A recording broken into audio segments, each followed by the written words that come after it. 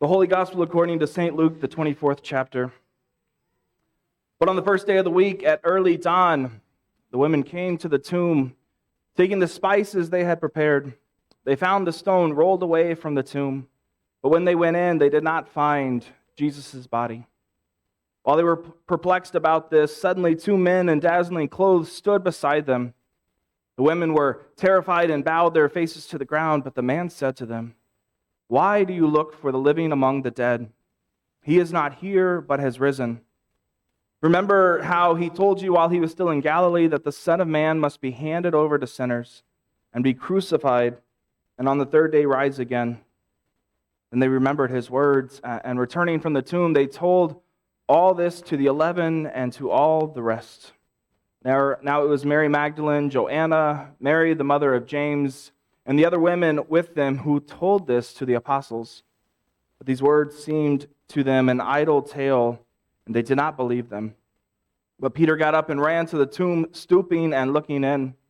He saw the linen cloths by himself. Then he went home, amazed at what had happened. This is the good news, the gospel of the Lord. You may be seated. It's a special kind of hot. Oof. And it's like wanting to sit on my lap, and I'm like, you're just generating more heat? Oh, man. I'm Pastor Ryan. I am the pastor of this congregation, and delighted that I get to both preach and preside in worship, but also jump over and play in the band. In the midst of the pandemic, the majority of our musicians decided that was the time to move to other parts of Texas and America. And so it's great to be able to do both, but I'm also grateful for Amber, who is a steady rock for us in worship. She's currently in seminary, studying to be a pastor as well, and grateful that we get to work alongside each other. I'm grateful for you, that you're here this morning, that we get to worship and celebrate the risen Christ and sweat it out together. Whether you call a celebration home, whether this is your first time as a guest, your third time, or anything in between, welcome to this community. It's a special community, and I could list off a bunch of reasons why. You could ask people in here why, and you would get different answers from each person. But my hope is that in the midst of this day, you have felt a radical welcome and a radical love. On Sunday, I shared some big news with our congregation that I want to share with you again, in part because some of you weren't here, but also in part because I think it has a lot to do with our story today.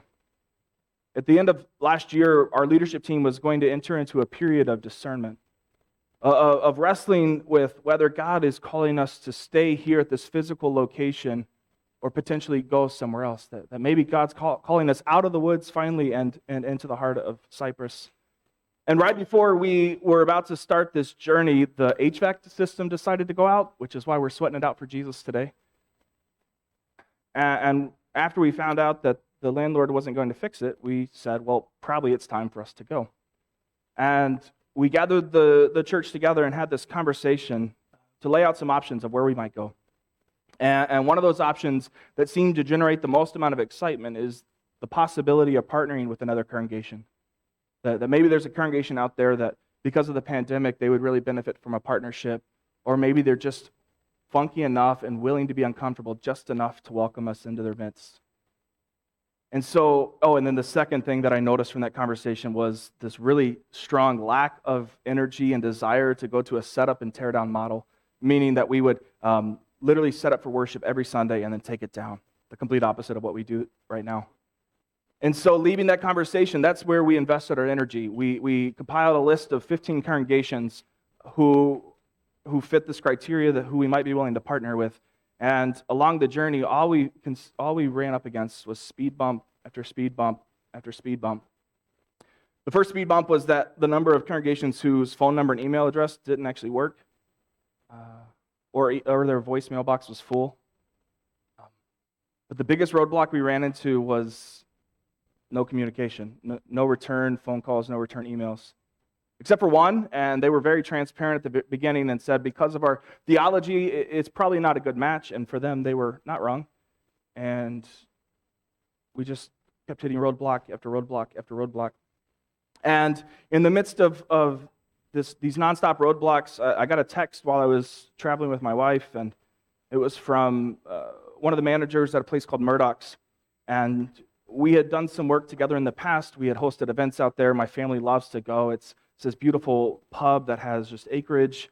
You feel like you're in the country, even though you're in the heart of Cyprus.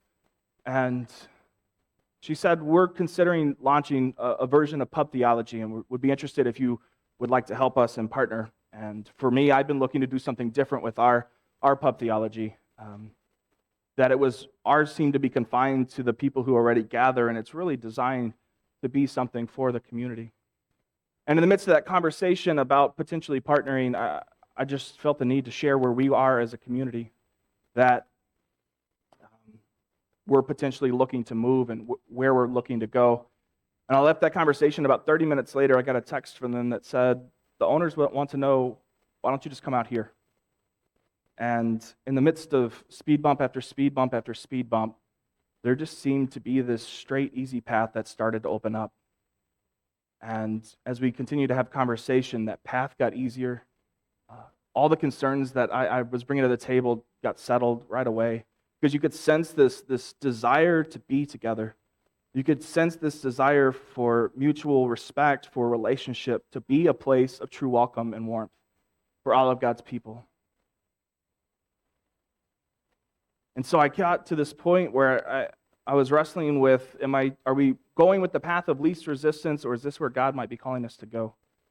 And the more I posed the question, the more it was the latter. And I've gotten to this point where, as I posed the question, I've realized both can be true. That it can be both the point of least resistance and also the path where God is calling you to go. And that there might be a reason that those roadblocks and those speed bumps are there, as it might be God saying, wait, what about this? I share this with you because I think there's a lot this story has to connect with this Easter story. Because the space we occupy now, we've been in for 6 years. And we know that the days are numbered. We know that at some point we will leave this space. And this space has a lot of sentimental value to a lot of people. Before I got here, they invested almost $70,000 in renovating a space that they lease. Some of it was offset with rent, but they renovated it to make it look and feel the way it does today, so that it could be a place of welcome and warmth for those who gather to celebrate a risen Christ. A lot of people invested time and energy in creating the art. If you just look behind you, there's beautiful stained glass that was all hand-painted. Stained glass over here, all the backdrop, all this stuff is handmade. The altar was handmade, the prayer table handmade, the coffee table, the hospitality table, the baptismal font. There's a lot of life and energy that's been poured into this space. This was the space where I started my first call, where our oldest was baptized, and we learned a really important lesson. Feed them before you baptize them. They tend to scream when you don't. The space was the first time that some people experienced and walked into a building of a church that said, you are welcomed and you are loved, and lived it and meant it. People felt that. But I can't help but wonder, in knowing that this space proverbially died to us, if there isn't new life on the horizon. That while this space holds so much sentimental value to so many people, is there not new life ahead of us? Is there not resurrected life ahead of us? What that looks like, I do not know. But I can't help but wonder if there's not something new ahead.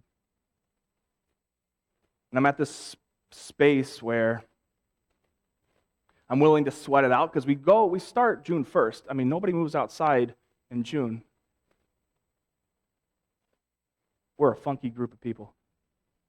But I'm willing to go and sweat it out and to be a little bit uncomfortable in the hopes and assurance that this is where God's calling us to go.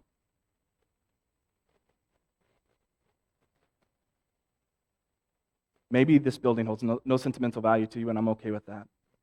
But I wonder what this resurrection story means for you. Even if this place does hold sentimental value, like, what does the resurrection mean for you? And I keep coming back to this phrase, is what do we need to let go of in order for new life to be possible? What are we clinching onto feverishly that we just need to let go of? That God is putting speed bump after speed bump after speed bump in the hopes of saying, look what's over here. Maybe you are like us. When your bananas rot and get old, you throw them in the freezer because you might make banana bread. During the pandemic, if you didn't make banana bread, throw the bananas away. You're not going to. You need to let die the idea that you're going to make banana bread. Maybe you need to let die the idea that busyness is a sign of success so that you can see God at work in the world. Because it's really hard to see God when you're always moving, and it's really hard to hear God when there's always noise. Maybe you need to let go of the idea and let die the idea that you have to be all things for all people.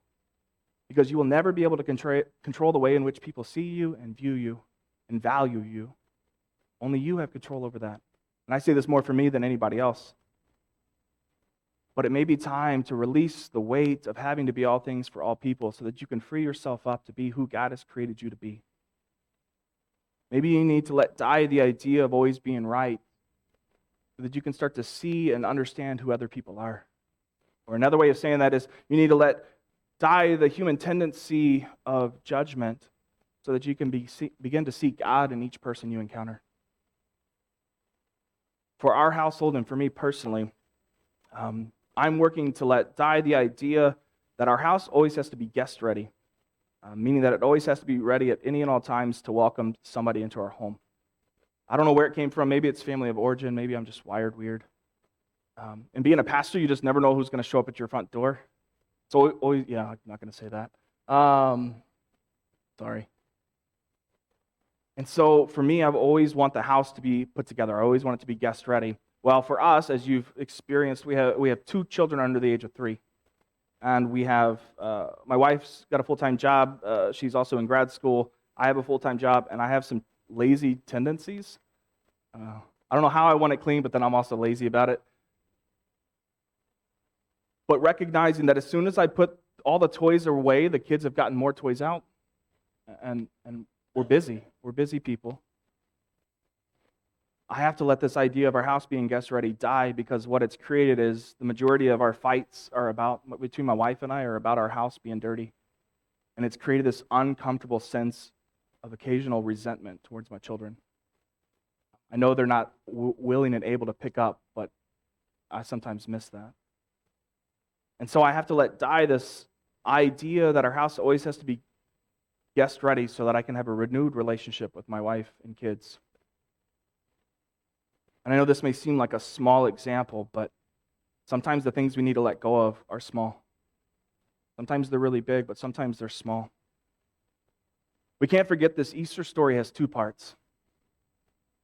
That while we gather today to celebrate the resurrection and lift high our hallelujahs, in order for us to have Easter Sunday, we also have to first have Good Friday.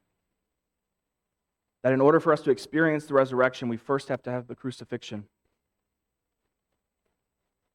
And so maybe in order for us to experience new life, we have to let a few things go. And so what are you desperately holding on to?